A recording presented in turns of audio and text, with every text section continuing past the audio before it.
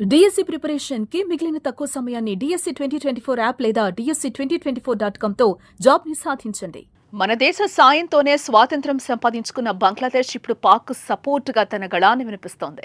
ఆ దేశ retired manager general ALM Fazlur Rahman సంచలన వ్యాఖ్యలు చేశారు. పాక్ పై భారత్ దాడి చేస్తే ఊరుకోమని, ఆ దేశానికి చెందిన ఈశాన్య రాష్ట్రాలను ఆక్రమించుకుంటామని కారుకూతలు కూశారు. భారత ఈశాన్య రాష్ట్రాల ఆక్రమణకు సంయుక్త సైనిక ఏర్పాట్ల కోసం చైనాతో చర్చలు జరపాల్సిన అవసరం చాలా ఉందని ఆయన ఫేస్బుక్ వేదికగా పోస్టు చేశాడు. అయితే ఫజ్లుర్ రెహమాన్ వ్యాఖ్యలతో ప్రభుత్వానికి ఎటువంటి సంబంధం లేదని బంగ్లాదేశ్ యూనస్ తాత్కాలిక ప్రభుత్వం శుక్రవారం స్పష్టం చేసింది. ఇటువంటి వాటిని ప్రోత్సహించమని స్పష్టం చేసింది. అయితే వ్యక్తిగత అభిప్రాయాలను ప్రభుత్వంతో ముడిపెట్టదని పేర్కొంది.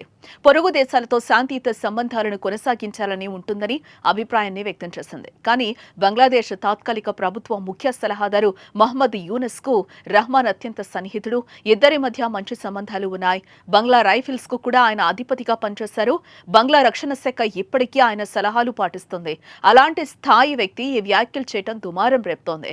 భారత్లోని ఈశాన్య రాష్ట్రాలపై ఆధిపత్యం కోసం ఎప్పటి నుంచో చైనా, బంగ్లాదేశ్ ప్రయత్నిస్తూనే ఉన్నాయి. ఎప్పటికప్పుడు పరోక్ష చర్యల ద్వారా తమ ఆధిపత్యాన్ని నిరూపించుకోవాలని చూస్తూ ఉంటాయి. చైనా దురాక్రమణలకు ప్రయత్నిస్తూనే ఉంది. భారత్ ఎప్పటికప్పుడు వారి వ్యూహాలను తిప్పికొడుతోంది. ఒకప్పుడు పాకిస్తాన్ చెర నుంచి విడిపోవడానికి యుద్ధమే చేసిన బంగ్లాదేశ్ ఇప్పుడు అదే పాకిస్తాన్ స్నేహం కోసం ఉవ్విళ్లూరుతోంది. ఎప్పుడైతే షేక్ హసీనాను పదవి నుంచి దింపేసి మహ్మద్ యూనస్ అధికారం చేపట్టాడో అప్పటి నుంచి బంగ్లా వ్యాప్తంగా భారత వ్యతిరేకత నానాటికి పెరుగుతోంది. ఆ దేశంలోని హిందువులపై అరాచకాలు చేస్తోంది. 50 ఏళ్ల తర్వాత పాకిస్తాన్ సైన్యం బంగ్లాదేశ్ సైన్యానికి శిక్షణ అందిస్తోంది. ఆ దేశంతో వాణిజ్య ఆర్థిక సంబంధాలను బలోపేతం చేసుకునేందుకు వీసా ప్రక్రియను యూనస్ సర్కార్ మరింత సులభతరం చేశారు. బంగ్లాదేశ్ మాజీ ప్రధాని షేక్ హసీనా ఆ దేశం వీడి భారతదేశంలో తలదాచుకోగా ఆమెను అప్పగించాలంటూ బంగ్లా సర్కార్ భారత్ను కోరుతూ ఉండగా ఇండియా స్పందించట్లేదు.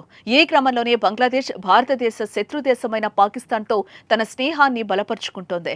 ఈ క్రమంలో పహల్గామ్ ఉగ్రదాడి తర్వాత భారత్ పాక్ మధ్య యుద్ధ మేఘాలు కమ్ముకున్న సమయంలో పాక్ అనుకూలంగా భారత్ను రెచ్చగొట్టే వ్యాఖ్యలు ఆ దేశంలో వినిపించడం భారతీయులను ఆగ్రహావేశాలకు గురి చేస్తోంది.